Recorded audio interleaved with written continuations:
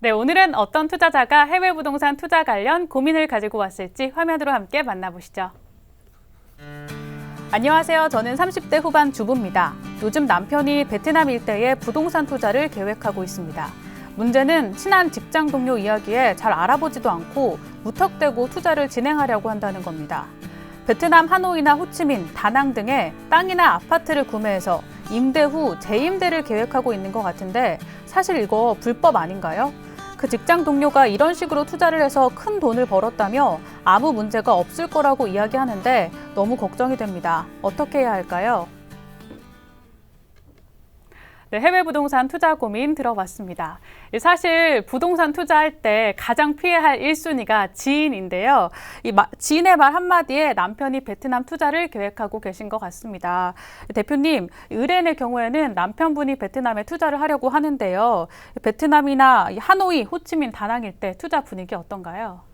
예, 뭐 사실 그 베트남 같은 경우는 이제 여지껏 보면 가장 많은 투자를 하신 분들이 한국 분들입니다. 한국 분들이 가장 많이 투자를 하셨고요.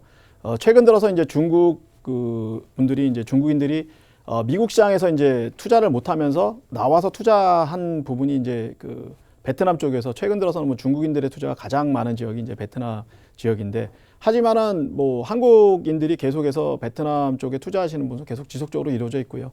이로 인해서 이제 베트남 분양 시장에서는 가장 큰 손님 중에 하나가 한국인들입니다. 그래서 호치민이라든가 하노이라든가 다낭에는 뭐 거의 한국인들이 부동산 시장, 특히 분양 시장에는 뭐 거의 많은 모습을 보이고 있는 상황이고요. 또 실제로 그 해외 부동산 투자 중에서도 뭐 계속 지속적으로 매년 이어지는 미국 외에 가장 많은 문의가 있는 지역이 이 베트남입니다. 그래서 베트남에 대한 부동산 투자는 앞으로도 당분간 좀 지속이 되지 않을까, 그렇게 생각이 됩니다. 네, 베트남의 경우에는 계속해서 상승세를 이어가고 있기 때문에 문제는 없을 것 같은데 이 투자 방법에 대해서 좀 의문을 갖고 있는 것 같아요. 재임대를 한다는 것 같은데 이런 경우 문제가 없을까요? 예, 뭐 사실 그러니까 재임대라는 부분에 대한 문제는 없는데요. 이제 가장 큰 문제가 뭐냐면, 제가 항상 얘기드립니다만은 베트남 법이 어떻게 돼 있냐면은 물건을 살 경우에 그 내국인한테는 못 사게 돼 있습니다. 그래서 내국인한테 못 사고 외국인한테만 사서 팔고 뭐 임대라고 이렇게 돼 있는데, 이제 많은 분들이 물어보시는 것 중에 하나가 뭐냐면은 외국인 그 콘도 가격이 너무 비싸니까 내국인한테 사서 시세 차익도 좀 노리고 하면 좋지 않을까, 이런 부분이 있습니다. 그래서 제 생각은 이제 그런 부분에 대해서는 굉장히 좀 조심을 하셔야 되고요.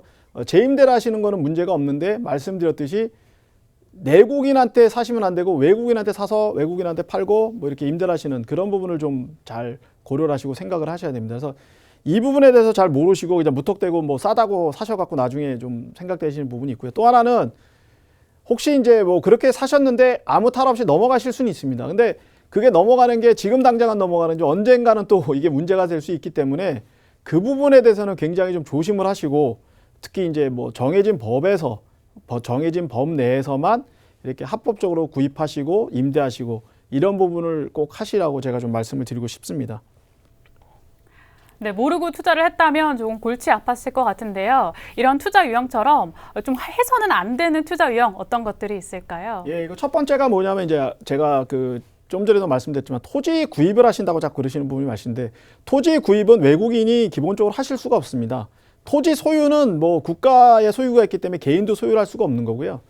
베트남 내국인 같은 경우는 토지의 사용권을 살 수가 있는 권리를 가질 수 있는 부분이 있습니다. 근데 외국인은 토지 사용권 자체도 가질 수 있는 권리가 없는데, 그 부분을 뭐 어떻게 해서 할 수 있다, 뭐 현지에 있는 사람을 이용해서 할 수 있다 이렇게 하시는데, 제가 볼 때는 그거는 굉장히 위험한 방법입니다. 그래서 아직까지는 법이 바뀌지 않았기 때문에 법 테두리 내에서 건물의 사용권만 50년 동안 유지를 하셔도 부동산의 어떤 가치라든가 부동산의 판매라든가 상속이라든가 이런 부분에 전혀 문제가 없기 때문에 그냥 법 테두리 내에서 하시면 좋을 것 같다는 게 첫 번째고요. 두 번째가 현금을 갖고 와서 사시고 나중에 파신 다음에 그 한국에 들어오실 때 문제되는 부분이 많은데, 그 부분도 한국에 있는 은행에다가 그 절차에 따라 신고를 하시고 송금을 하시고 나중에 판매를 하셔서 다시 절차에 따라서 오시는 그런 부분을 반드시 택하시라고 좀 말씀드렸습니다. 그래서 다시 한번 말씀드립니다만은 모든 것은 법 테두리 내에서 합법적으로 하시는 게 본인이 안정적인 투자를 하시고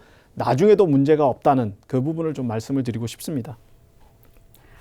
네, 의뢰인의 경우에는 베트남 투자 계획 가지고 있습니다. 이 법 테두리 안에서 안전하게 투자할 수 있는 투자 방법 어떤 것들이 있을까요? 예, 우선은 이제 뭐 저희가 물건을 소개합니다만은 또 베트남 현지 내에서도 중개하시는 분들이 굉장히 많으신데요. 이제 그분들이 이제 그 물건을 권하시는 거는 그 외국인이 소유할 수 있는 물건을 이제 권하시기 때문에 그런 물건을 보시고 이제 구입을 하신 이후에 이제 그 물건 사신 부분을 뭐 본인이 사시지 않으면 이제 재임대를 주시거나 아니면 다른 용도 수익형 용도로 쓰셔야 될 때 현재 있는 그 전문가들 통해서 재임대를 반드시 두시고 어떤 그렇게 하신다 그러면 전혀 문제가 없습니다. 그래서 다시 한번 말씀드립니다만은 물론 지인이 이제 뭐 여러 가지를 알 수가 있습니다만은 지인보다는 전문가랑 상담을 하시고 전문가를 통해서 어떤 부동산 매입도 하시고 재임대를 주시는 그런 방법을 택하시는 게 좋으실 것 같다는 생각입니다.